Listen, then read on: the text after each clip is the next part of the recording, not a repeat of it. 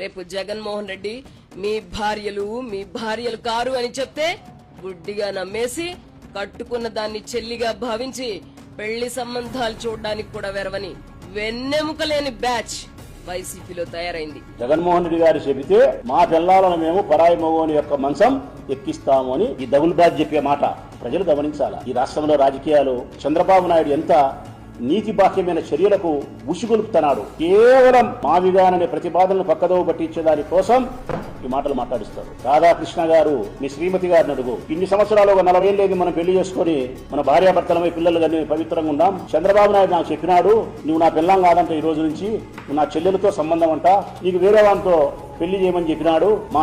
మా sir Chandrababu Naidu sir చెప్పినాడు కాబట్టి నాకు తిరిగే లేదు. నేటి నుంచి నేను చెల్లెలుగా భావిస్తానా, ఇదిగో నీకు పరాయి పురుషులతో వివాహం చేస్తానా, ఈ బుద్ధి పెళ్లి రేపు శోభనం వెళ్ళిపో అని అంటే ఆ యొక్క మెట్టుతో కొట్టదు, మెట్టుతోనే ఒగులుతాది. నా పిల్లమైనా నీ పిల్లమైనా మాట్లాడేటప్పుడు బుద్ధి జ్ఞానం ఉండాలా.